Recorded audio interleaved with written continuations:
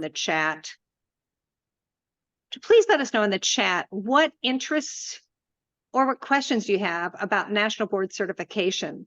We'd like to start there. So if you'll go ahead and put it in the chat, or if you'd like to unmute and share your question or your interest with us, that's also definitely welcomed. What interests you about National Board Certification? Thanks, Jenny. That one is going to be addressed immediately. So far, we're doing okay. We're going to answer all those. Just going to wait a minute to see if any others appear or if we hear any others in just a second here.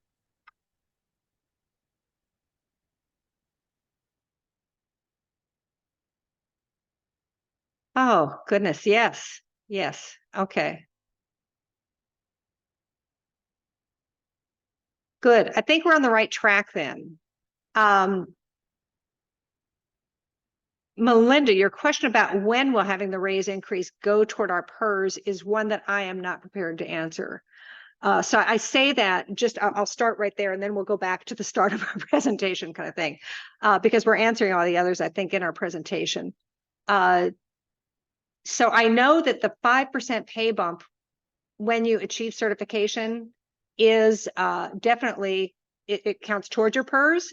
But I don't know if, like in Clark County School District, I know you get word that you're certified in December and it's retroactive. You know, you get a really nice paycheck in January or February with that pay bump retroactive. But I don't know if PERS is retroactive. I just don't know. That is one that I would definitely, yeah, I get it. I get it. Like I'll do this now if it means it goes into PERS, right? But that is definitely a question I would ask PERS. I don't know that that one of us as a classroom teacher, as a National Board Certified teacher, I'm just not equipped to answer that one.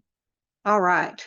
So thanks. We're going to keep looking, and Karen will bring to mind if there's any question in the chat box that we see that doesn't apply, that isn't addressed in our presentation.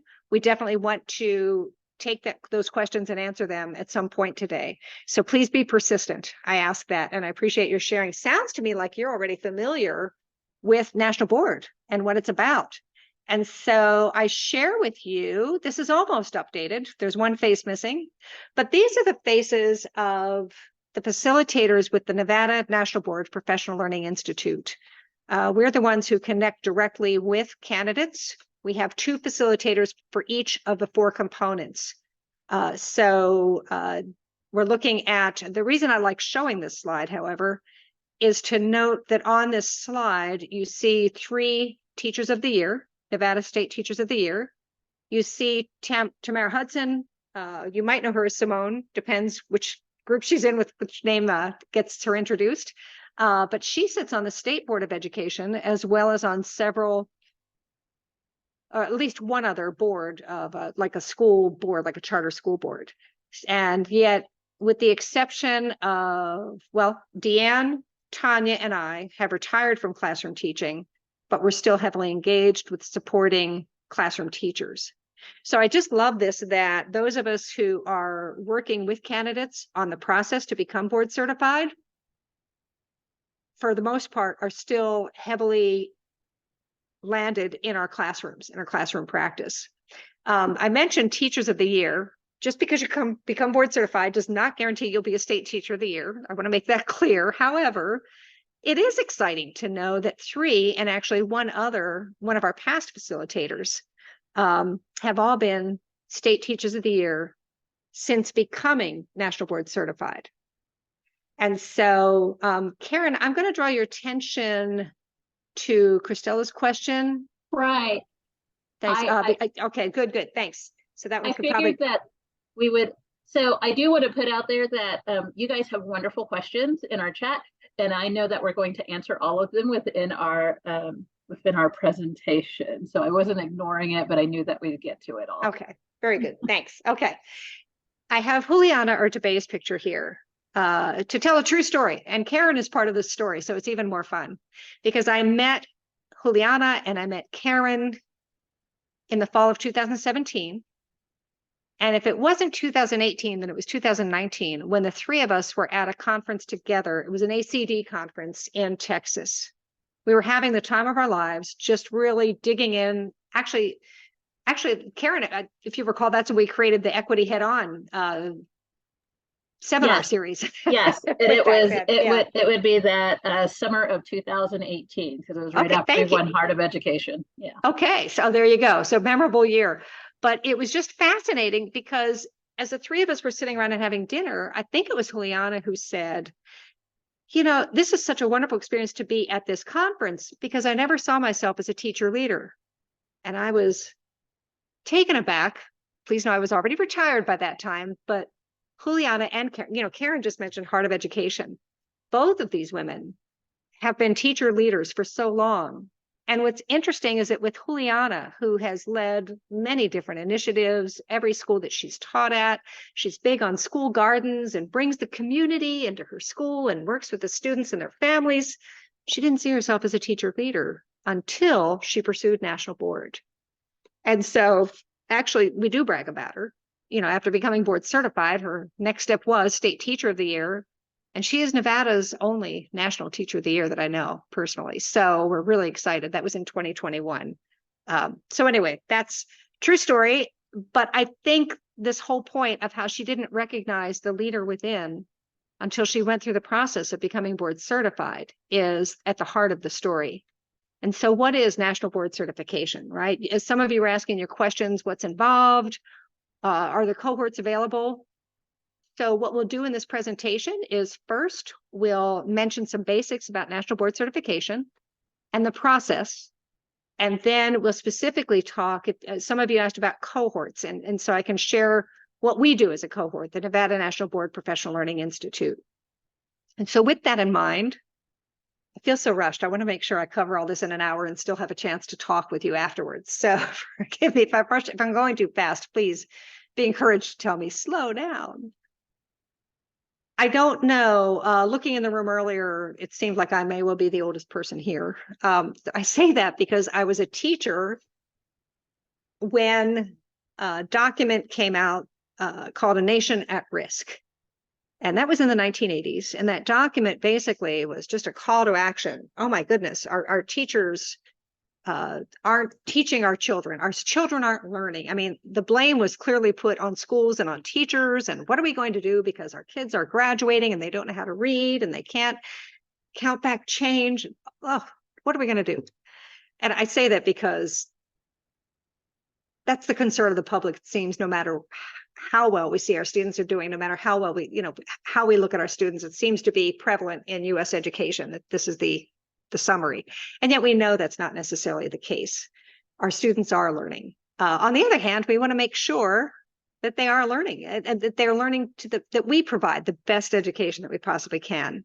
So out of that document and current conversations in the 1980s, it was determined that a national board for professional teaching standards be created.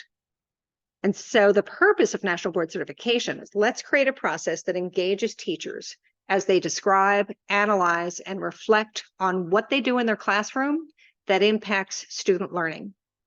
So while I might be really, really happy about what I do with Oobleck in the classroom, which was all the rage in the 80s, beyond that, how is that Oobleck activity impacting student learning is what we're looking at here, right? Or any other favorite lesson that we have.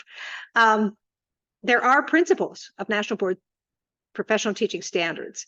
What we started with first was they gathered teachers from across the nation together. There were also some people who were not teachers, but involved in education, but primarily teachers. And that's important to me, that these are classroom educators who contributed to this conversation. And they created the 5 core propositions.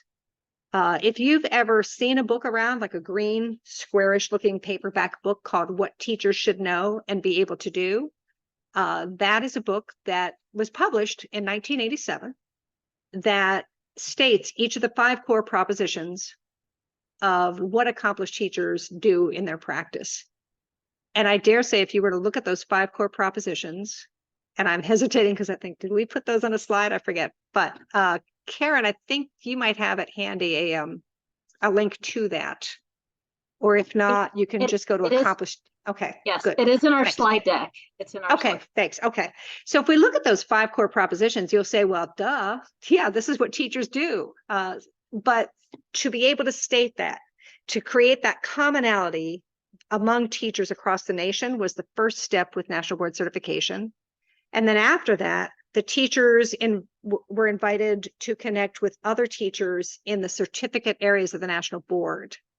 And while we don't have a list at hand, I can easily direct you to that list. Some of those certificate areas include generalists. So with generalist, it might be early childhood, it might be middle childhood, addressing the elementary levels. I'm certified in generalist early adolescent, which basically says I'm open to teaching all subjects, is what that means. Unfortunately, that's not an available certificate area. There's exceptional needs. For our teachers at the secondary level, there's language arts, there's mathematics. Social studies focuses on the teaching of U.S. history, but there are also, you still need to show your understandings of content in all areas of social studies. For science, same idea. While you might be a physics teacher, you would still be showing your knowledge in all branches of science that impact the level of students who you work with. So they created standards in each of those certificate areas, and those standards connect with the 5 core propositions. So you've got the 5 core propositions, you've got the National Board standards, and then there's a document that connects your practice to the 5 core propositions, and that's called the Architecture of Accomplished Teaching. Please do not get a second thought if you're hearing all this and going, what? I'm just trying to point out that things build throughout. I was looking to see, they build so that our professionalism is shown to the public in a measurable way. And so with that, the architecture is just a wonderful tool that helps teachers connect their practice and the decisions that they make in the classroom with the 5 core propositions and the National Board standards for a certificate area. We add to this the collaborative component cohorts, because what teachers have found over the years is that when they learn with their colleagues, the learning can be even more impactful with their students. You know, if you think of a school that has 5 or 6 teachers going through this process together and working together, it can have incredible impact on their students. As a matter of fact, the research done independently from National Board shows that students of National Board certified teachers can learn up to 3 to 4 months more than their peers who are taught by teachers who are not board certified. I don't say that to say that National Board teachers are better than any other teacher, but they have gone through a practice where they are able to share with others why they make the decisions that they do in their classroom practice. And that's what sets apart your National Board certified teachers from other teachers. Just that distinction of bringing what we do unconsciously, each of us in our classrooms, up to the front of our brains, making it conscious decision making. So earlier you asked, okay, what are the components? What are the parts of National Board certification?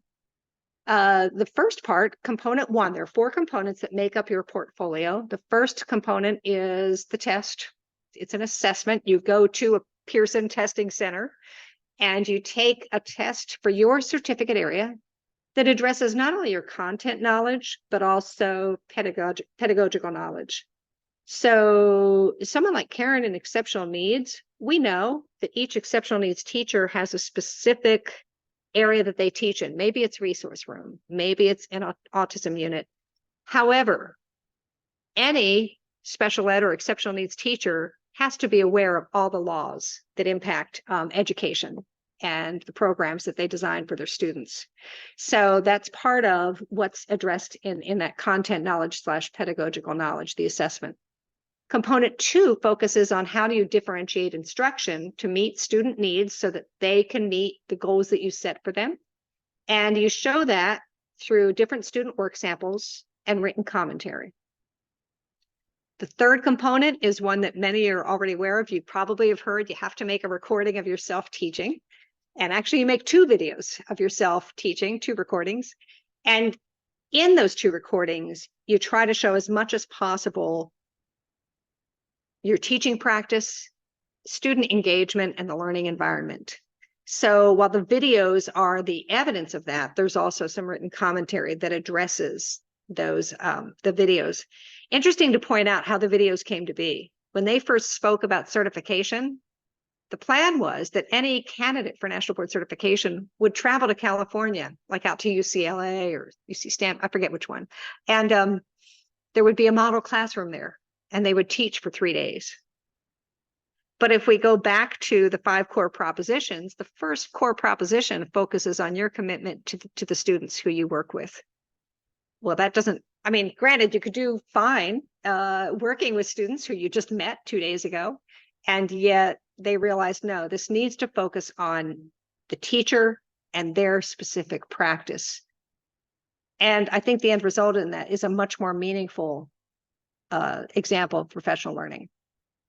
So the videos were determined to be the evidence then. Instead of going and visiting a classroom and working with students who you hadn't met before, you create videos that show you with the students who you know. The final component is component 4. Component 4 actually is based on foundations of what makes effective professional learning. And so there are different parts to it that include student self-assessment, formative assessment, and summative assessment. That includes determining a professional learning goal, determining a student goal that might or might not be related to academics. It could be advocating for your students in some other way. And these are pulled together to create the one component 4, if you will. It's an incredible piece of work. It requires a bit of, well, some good organization, strong organizational skills for component 4. So what happens is, as you complete those components, they are submitted in a period of time, April through May. The testing window is open roughly April through mid-June. And then over the summer and in the fall, the scores are, excuse me, your work is scored in December, early December usually is when scores are released. So I'm going to take a step back from the process and come back to that in just a minute. I'm going to be quiet for a few seconds and allow you to see the 5 core propositions. So if you'll read through those, this is the foundation of the National Board.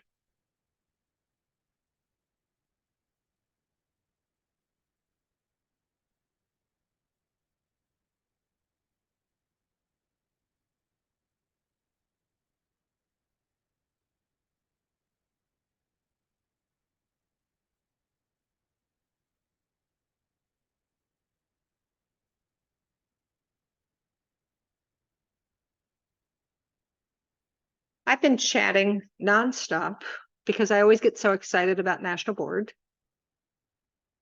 I'm curious what your thoughts are as you read through these 5 core propositions. Is there one that resonates with you where you went, yes, of course, that's me. That's what I do in my practice. Is there one that you see across the board with teachers you work with, or what thoughts could you share with us regarding your impact of what you thought of as you read the 5 core propositions? Would you care to share either in the chat or by unmuting?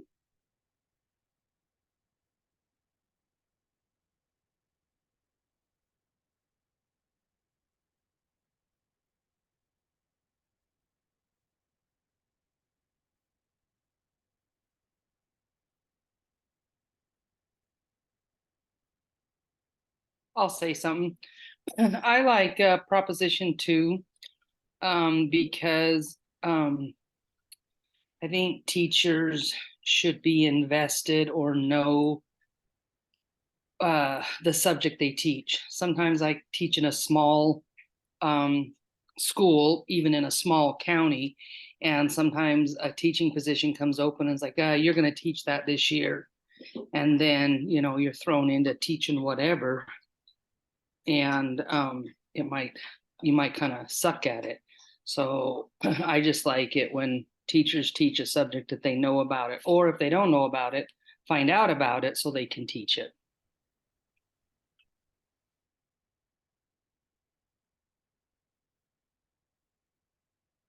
I'm holding great appreciation for you choosing the second proposition because, yeah, it's one thing to say, well, That's not what I studied in school. I'm not prepared for that. And yet to take it on then with I was asked to teach physical science in my second year of teaching. Please know I'd never taken a chemistry class ever because I was scared of our high school chemistry teacher. So because of that, I had to really quickly learn because I really wanted to teach at the school. It was J.D. Smith Middle School in here in Clark County. And well worth the effort. Yeah, but it's taking that initiative. If you're not familiar with the subject that you teach or ways that are going to be effective with teaching, yeah, we do need to brush up from time to time. Really good. I love it that you mentioned the PLC. This collaborative opportunity is wonderful to get us out of our silos and connected with each other. And when teachers get together, even without being told to collaborate, we always share. You know, it doesn't matter if it's at the school or not, right? So, yeah, okay, really good on the systematic thinking. I appreciate that. Thank you for your comments. Just trying to connect with each of these 5 core propositions. Earlier, I mentioned standards that developed out of the 5 core propositions. So, of course, we've got academic standards here in Nevada, but there are national board standards for each certificate area. So, for example, a mathematics teacher will have a set of standards, national board standards, that are going to look a little different than the science teacher standards for roughly the same developmental level of students. That being said, you're going to see the topics that are listed here reflected in every certificate area standards. So while knowledge of students, we might look at that through a different lens if we're teaching math or if we're teaching science, if we're teaching exceptional needs or if we're teaching art. Knowledge of students is certainly something that is addressed somewhere in each and every set of standards for the National Board. And then you see these other common topics that are addressed in the standards. And yeah, I just so appreciate the chat. Nathan, I'm not sure if we'll have access to the chat or if I can copy it at the end, but the comments will really be helpful to me. I so appreciate that you're putting information in the chat to help to give us some feedback. Really helpful. So as I mentioned that, I will also say that the National Board doesn't sit still. I mentioned the creation of them back in the mid 80s, late 80s, and yet currently as we speak, there are groups across the nation meeting to discuss the standards and actually to make them more commonly oriented and to update them. You know, if we think of what was in our schools technologically in 1987, I had to, you know, order the TV ahead of time in the VCR, right? I had to make a date for that. We did have a computer on a cart that I could have in my room for a day. You know, so technology has changed. Certainly our understandings and our bold moves to make sure that our practices are equitable and that we're addressing diversity are very important. And yet in the 1980s, I would say equity and diversity were just not words mentioned at all in professional learning. So the National Board does go through to update, to keep on top of what's important within our society at the time, if you will.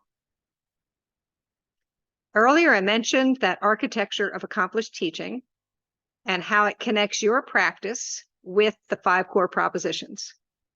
Although it's hard to read the 5 core propositions, they're the same ones that you just saw a few slides ago, right? About what teachers know and are able to do.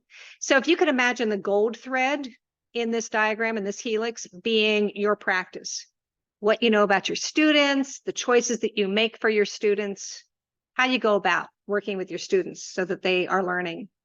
And then the gray strand would represent the 5 core propositions. How do you weave in these 5 basic propositions of all teachers in with your practice?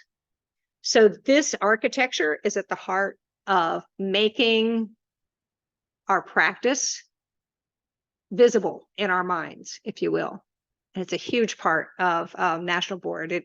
It's something that we rely on. We have our candidates make physical models of the architecture, and that really helps too to start connecting.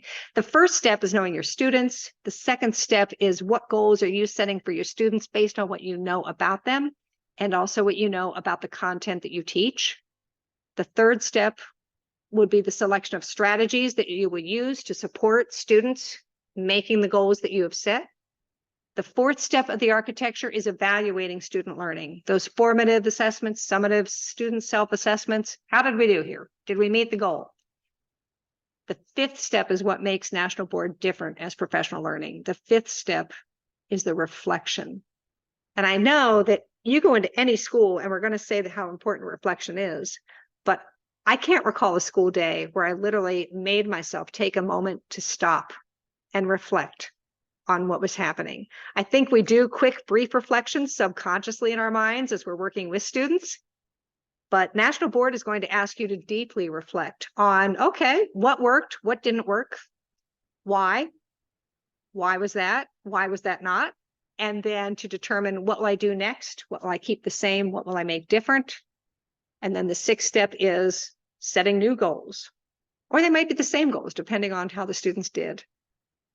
Definitely National Board is focused on teachers in this professional teacher level of the continuum. There are definitely some who are already teacher leaders from their classroom who go through board certification. There are novice teachers, teachers without much experience yet who engage in pursuing National Board. And so while we like to think you've got a few years under your belt before pursuing this, the National Board now does allow early career teachers to start the process. They cannot be designated as certified until they've completed their third year of teaching. I think of my second year of teaching, there's no way I would take this on, but there are those teachers out there who can handle this early in their careers. And so National Board does accommodate that. Back to some of your questions. How does this work? To make the process equitable, to make it accessible. Yeah, go ahead. I'm going to just hop in just real quick on that last slide that you were talking about. One of the things that I will say is working through the National Board process has also helped my own confidence and helped me to step out in being a teacher leader and being a school leader in different areas. I don't think had I not gone through this process and not met Ernie and not met Tanya and just other people that have helped, I would not have had that confidence to be able to step out in other leadership roles that I'm in. So like right now I serve on our school organizational team. I'm the chair of the special education committee for the union, and just lots of different things that I do within our school and even with outside of our school.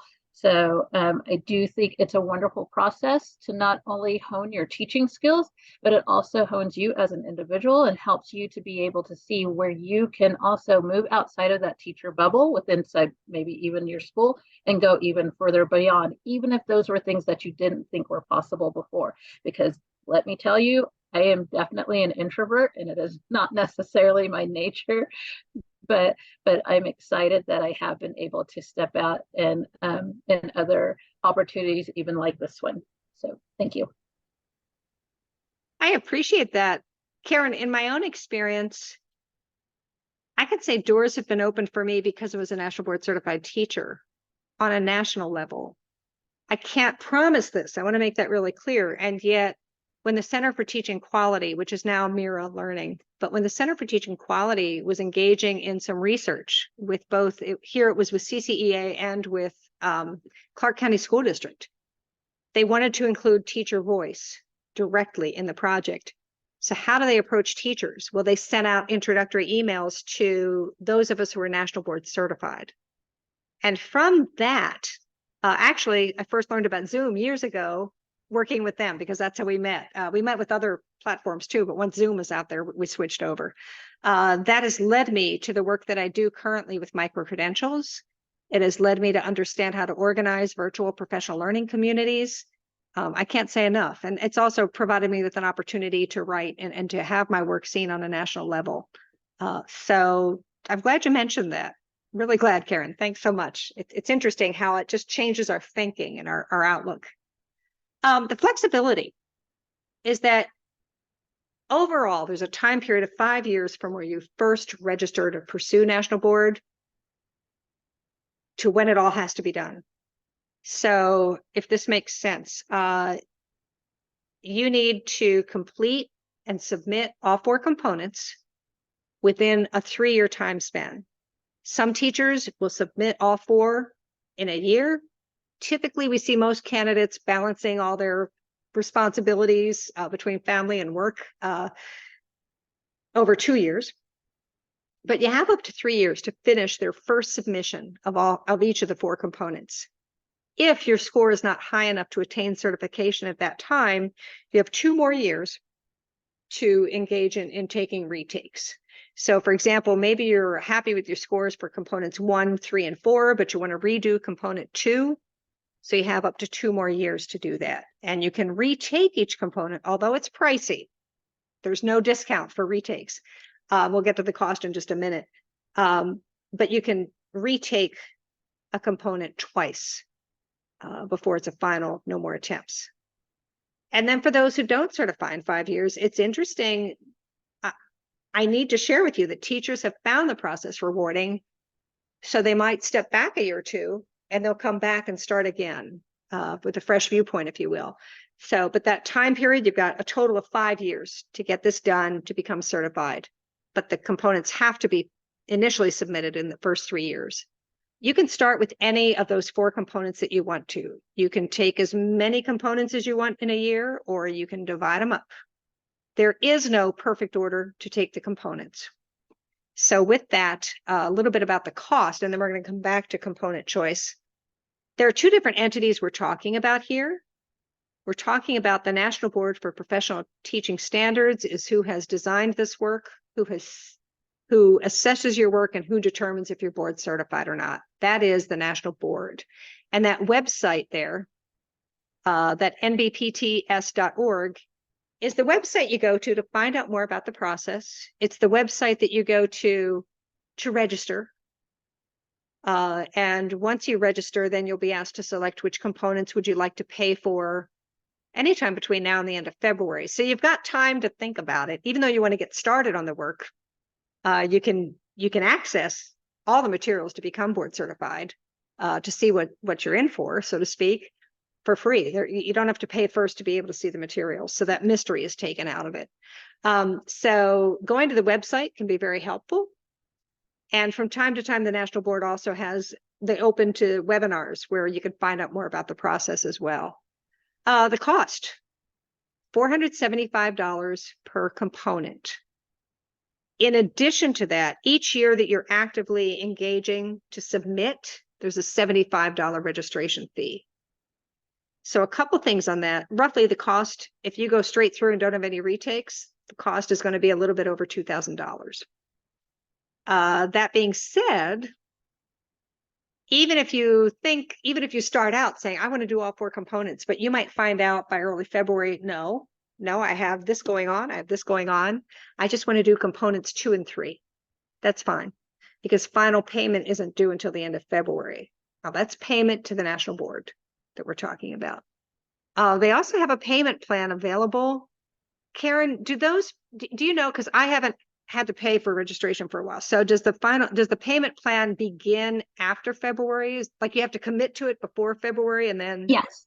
So how that works is you would still go in and purchase everything that you need before that February 29th deadline.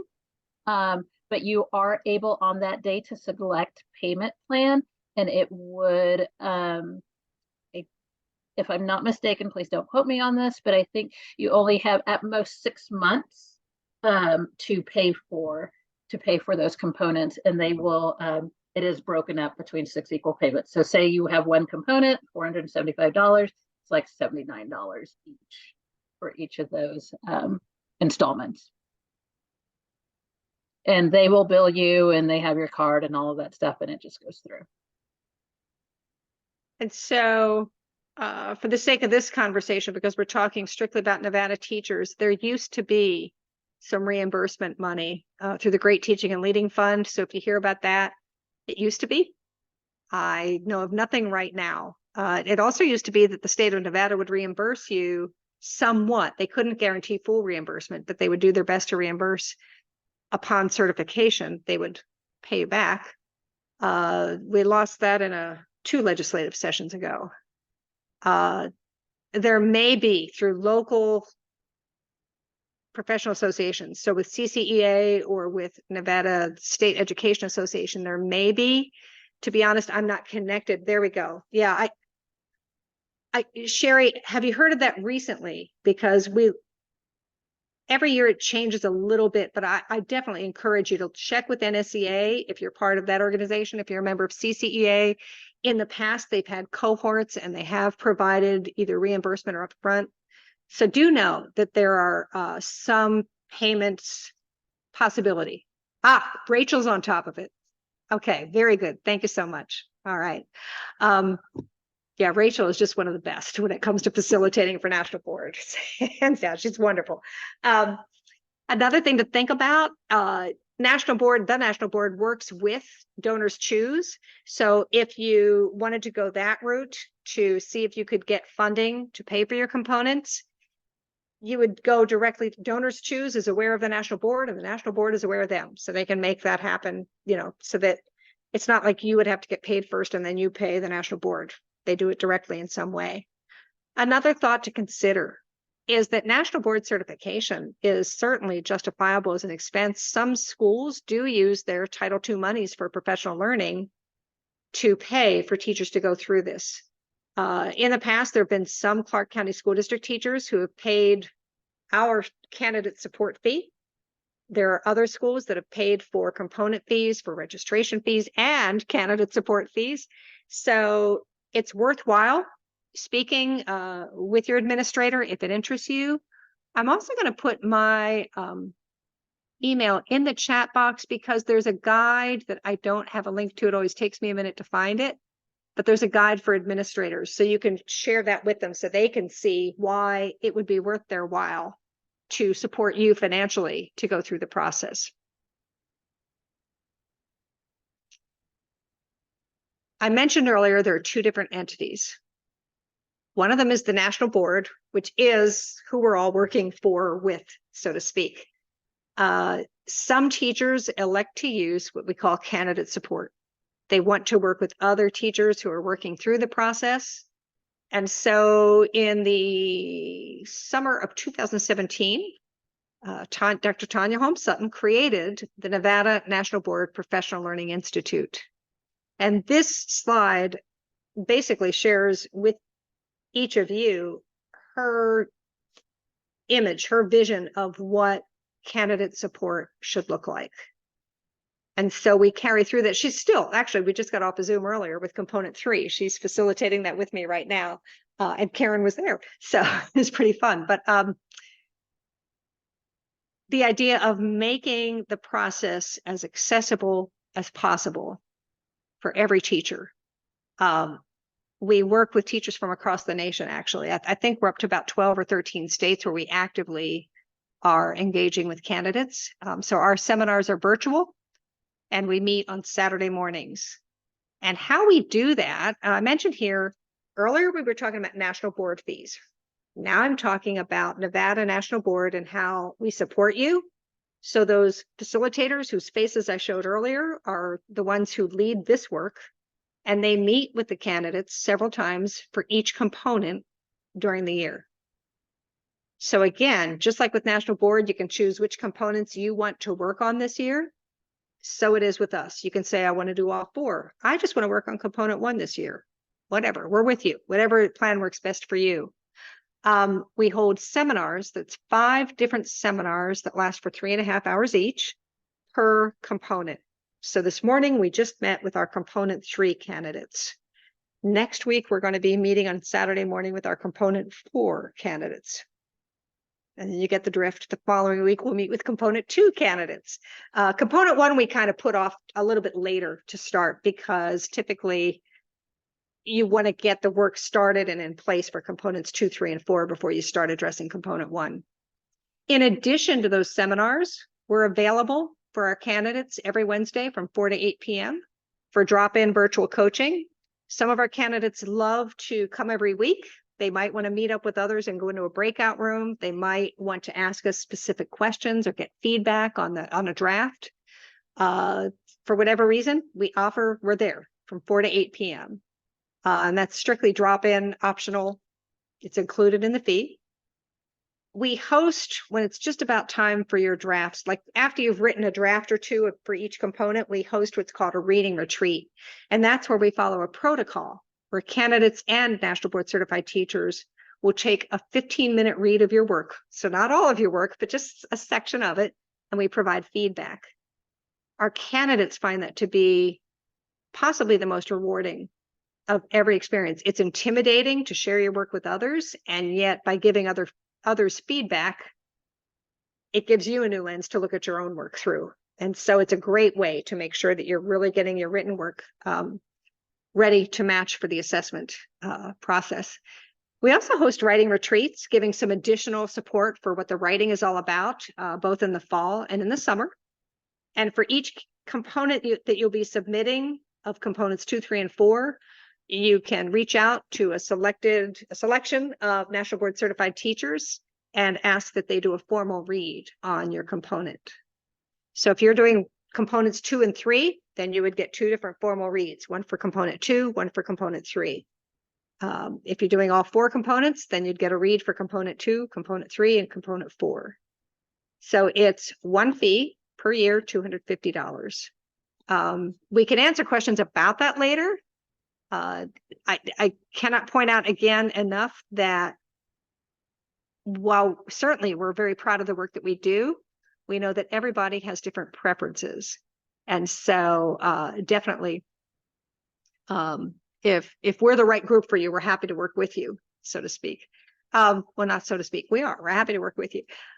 A reminder, it's Nevada state legislation that supports National Board Certification by requiring school districts to pay any National Board Certified teacher 5% above their incentive. This takes us back to that earlier question. I know that 5% is pensionable. What I don't know is it retroactive to the beginning of a school year? So again, that particular question, I don't even want to attempt to answer because I think that's really something PERS would need to answer. But I'm happy to walk you through that process to hear from them and to help word it so that they understand. They might not realize right away what you're asking about. So that's really helpful. I know Washoe County pays 8% to their National Board Certified teachers. Please keep that in mind. If you're in Clark County, the current contract, as you may already be aware, is that when it comes to the professional growth plan and your CUs, upon completing component 1 and submitting components 2, 3, and 4, that would earn you 133 CUs. And upon hearing that you have reached the minimum score or greater required for certification, you would get 92 additional CUs, which moves you over on the pay scale 1 column. I mentioned that, the contract, as we know, is it's under negotiations right now. I would be amazed to see that change, but I have to be very upfront and say, as of today, that's a tremendous incentive for our teachers, and I hope it continues to be. I apologize for the squishiness of this, but I wanted to share with you our organizational structure so that you can see that component 1 meets 5 times during the year. Component 2 actually meets 6 times because we have that reading retreat as well. Components 3 and 4, just these 6 meetings. Earlier, it was asked, how long is your certification good for? So it used to be that it was good for 10 years. Upon review of that, they recognized how quickly education changes over a 10-year period. And so it now is for 5 years. The maintenance of certification process is half the price of what it used to be to renew, and it's also half the requirements. So keeping that in mind, if you were to certify those teachers who find out that they're certifying this year, their certificate will be good for 5 more years. And should they choose to maintain it, then they would pay $1,000 plus 75 to go through the process. And as I said, it's not nearly as extensive a process as the initial time through. Our components meet on Saturdays from 8:30 to noon Pacific time, but I think we're all in the same time zone, so that helps. I mentioned the virtual Wednesdays, and I mentioned our writing retreats. We are planning a teaching conference. At the moment, I don't know if it's all virtual or if it will be hybrid for November. We also host a virtual watch party for teachers as they're waiting the final hours of when their scores will be released. That's kind of fun to meet with teachers from across the nation as they're waiting for their scores. The Purple Run celebration is just an in-person gathering. We're going to try this year to see. So I can't share much about that yet because it's in the works. If you go to the website, nbpts.org, which I think Karen's put a couple links in here already that would get you there. There's a way to find the guide to National Board Certification. It's a lengthy document, but you can skim through it and get a lot of information.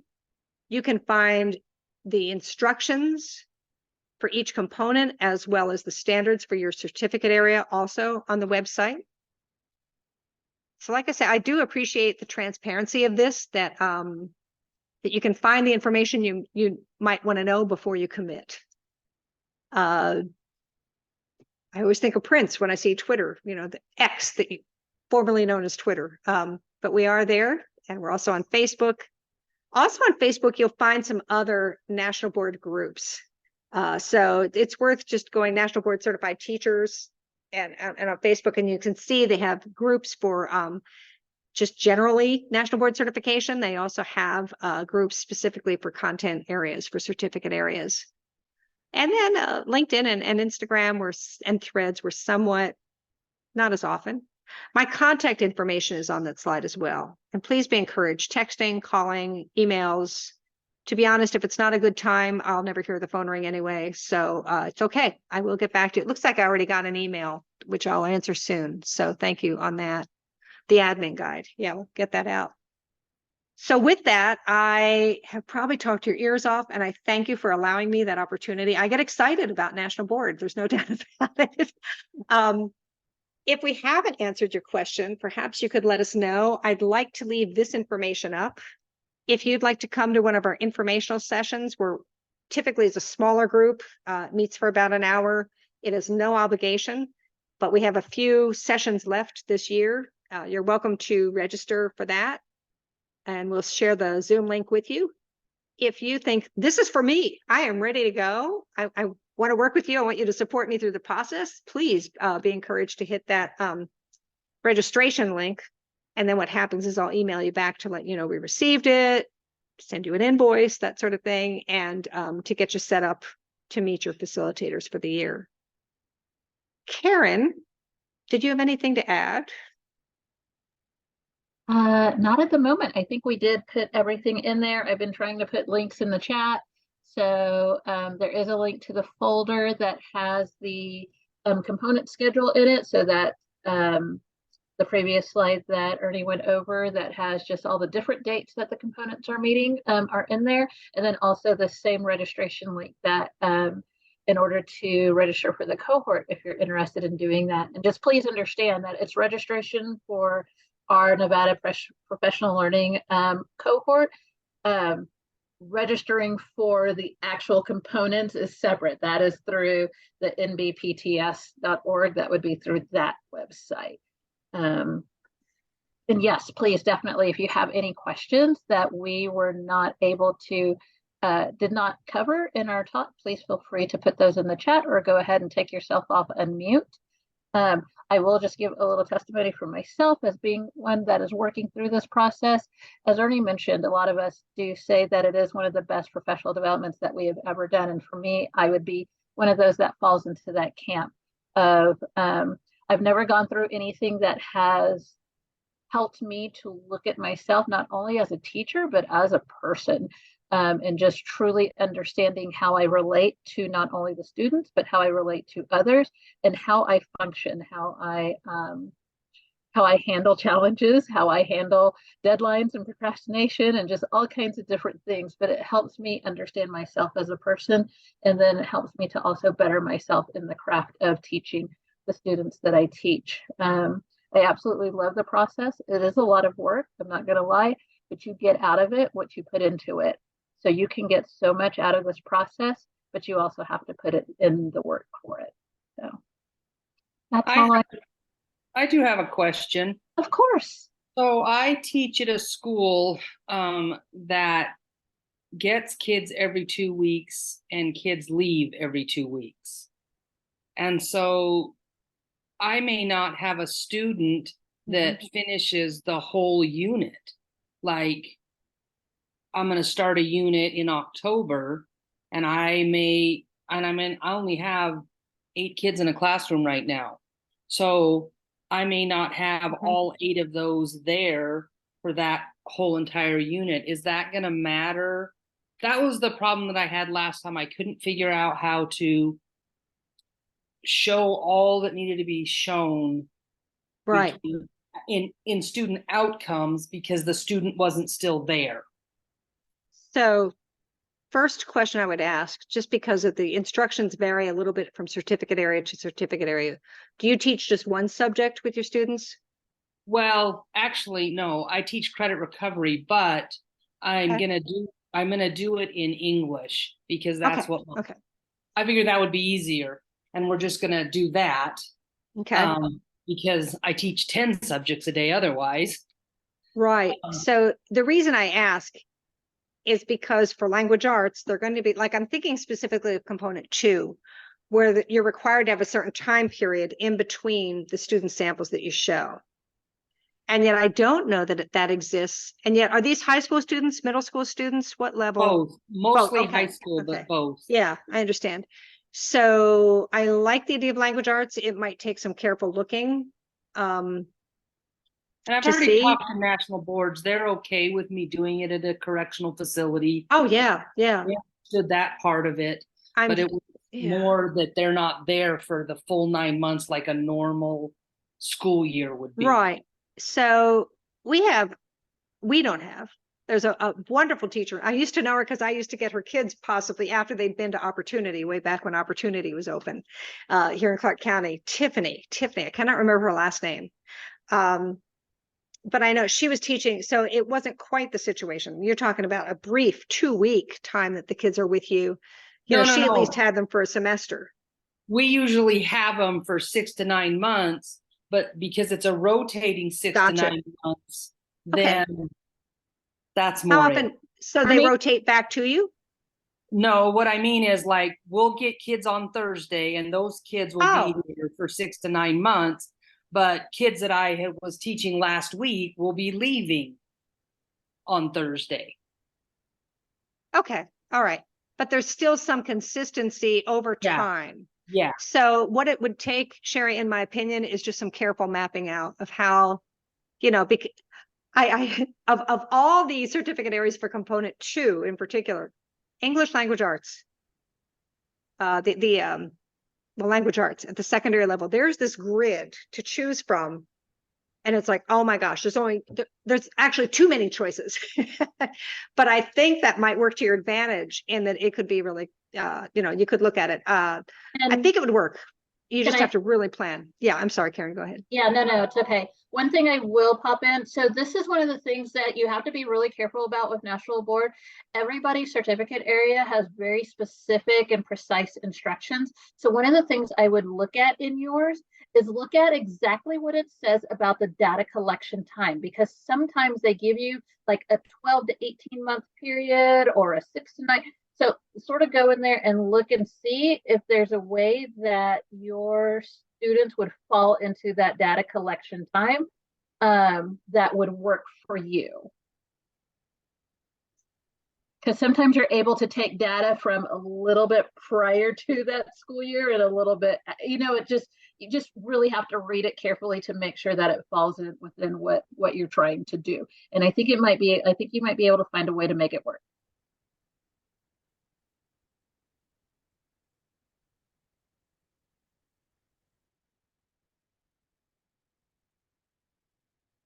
I hope that helps. It is. So I wanted to be quiet. But no, thank you. I thought it was a great answer, a great response and helpful.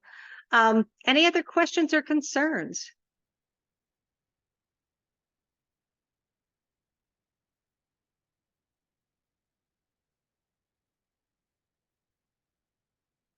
I would say with 3 minutes left, I just looked at how many of you joined the room since I first looked at the start of the session, and I am overwhelmed. I am thrilled. I've got to put in a personal request. Sherry, if you don't have something planned for the next session, I would love to have you stay in here with the portrait of a Nevada learner. There's a reason why. Actually, I'd welcome any of you to stay because Janine Collins is here in anticipation of that session. but it ties in so beautifully with national board work as well. That was But- my next one I picked, so. Yes, okay, we have to connect. So something came to mind. So with that, thanks each and every one of you. If you would like additional information, please reach out to us, let us know. I think, Nathan, did you say there's an evaluation link? They're asking for that because we need that to arise here pretty soon. Yes, absolutely. So I just wanted one second, camera. Okay. I wanted to say thank you so much. That was so super informative.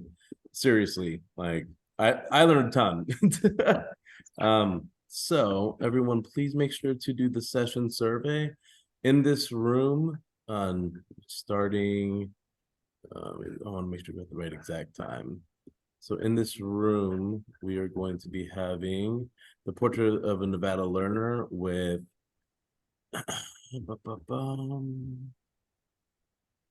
With Felicia Ortiz and Janine Collins. yes, at I let 2:05. them both in. Yes, at 2:05. With Felicia Ortiz, our esteemed president of the State Board of Education, and Janine Collins.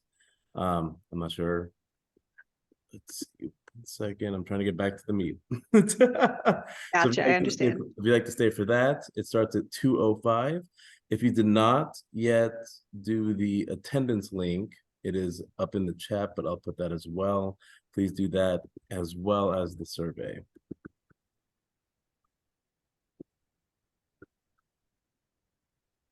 Thanks. And Nathan, thanks for having us here today. We appreciate it. Thank you. Happy to see all of you. Yeah, Thank you. have a good afternoon, everyone.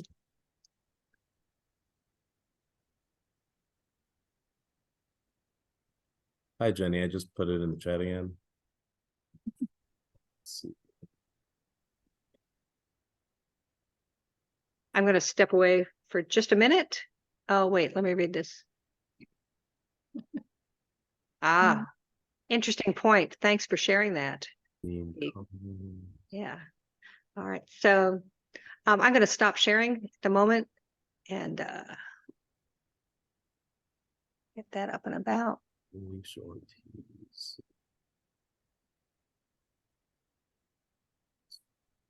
All And I'll right. step away. I'll be right back.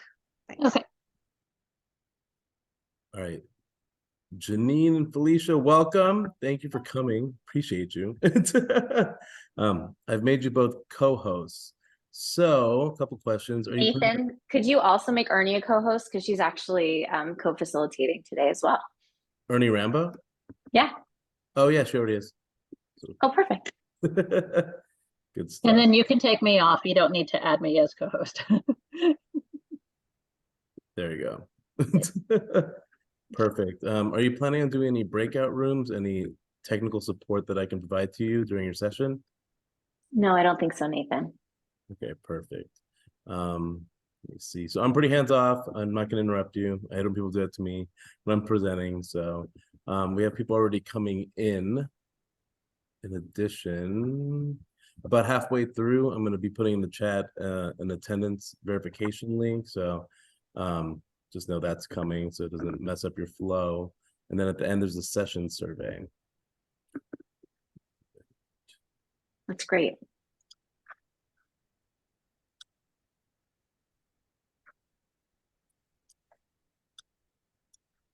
My dog has decided that this is the moment he needs all the attention. What kind of dog? He's a oh, you can't see him. Hold on, let's see. No, he's hiding under the desk. Yeah. He's half English bulldog and half Rottie. Oh, wow. Oh, that's Yeah. a good mix. Yeah, he's a cutie. Yeah, mine is also under my desk. But she's a just- poodle mix, so. Oh, fine. Yeah, he just decided to plant himself right between my legs. Hey, if y'all don't mind, I might just sit in and listen. I'll be off camera because I've got to run around and get ready to go to my next thing. But I know I've heard a lot about the portrait before, but just curious to glean any new information that I don't know. That's awesome, Karen. Always, always. So It's a pleasure to finally meet you, Felicia. I've heard so much about you. We have a couple mutual friends.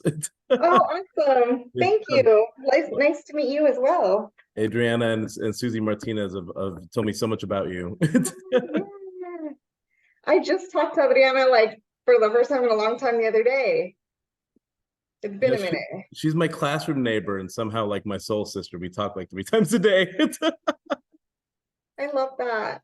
She's great. She was actually one of the first people to help me like kind of figure out what the heck I was doing when I ran for office. Isn't she like, she's a force of nature, that one, I'm telling you, like, Yeah, wow. I mean, it like really is. all these people, she's like, oh, I helped get them elected. Yeah, like I never did any sort of training, so she gave me some on the fly. I was grateful. It was a lot. Yeah, she's all the time I hear it. She's looking at a student and she's like, you should run for office. She's like the future politician whisperer. No, seriously though, like I'm telling you, if it's up to her, we'd have full Gen Z situation here in Nevada. I would love to have some successors. Hint, hint, wink, wink, wink. Would you like me to introduce you? Or would you like to introduce yourself? Do you have a preference? We can do ourselves. Okay, cool. That's how I like it. Nathan's like, That's how I like it too. That's great. That's how I like it too. Seriously, like most people like introducing themselves instead of having someone else do it. It always feels kind of awkward when people talk about you. I mean, I don't know.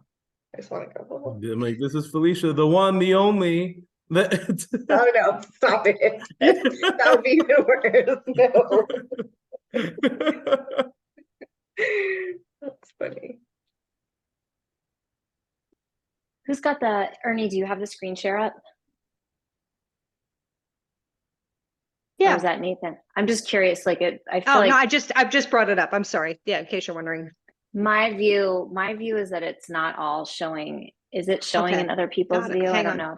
Yeah. It Is is. that better? Yeah, showing. All right. So what that means is I won't see,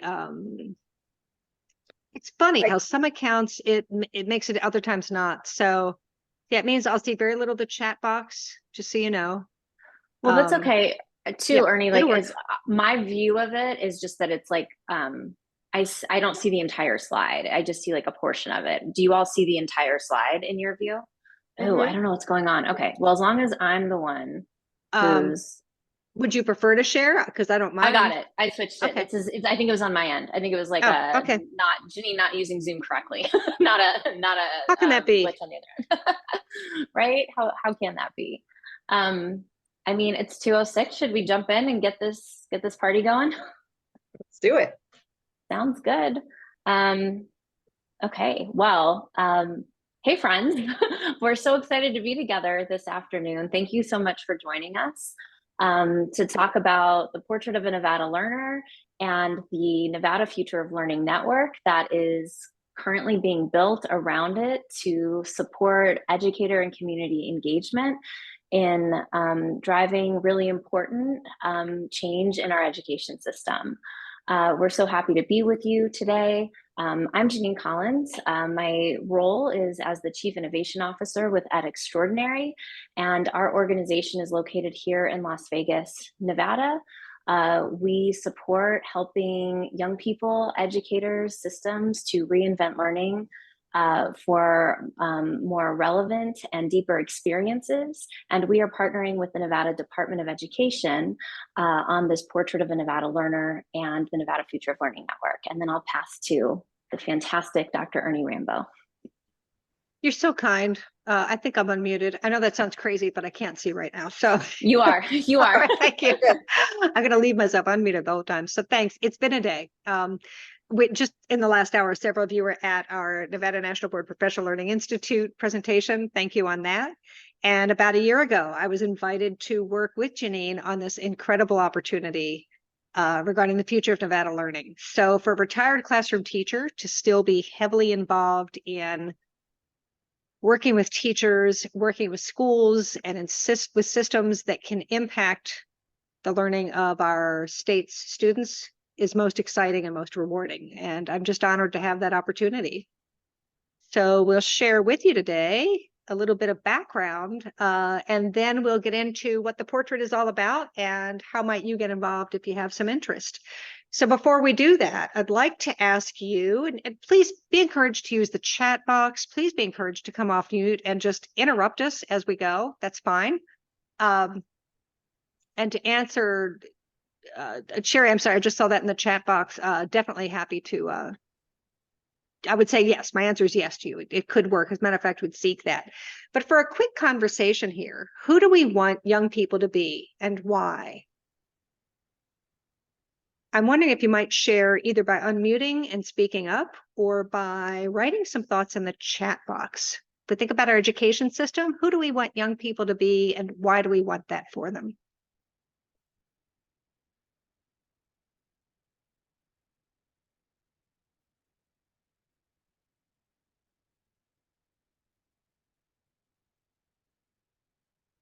Sherry, I'm wondering while others are getting ready to share out, when you say leaders, would you be comfortable letting us know more about that? Why do we want young people to be leaders?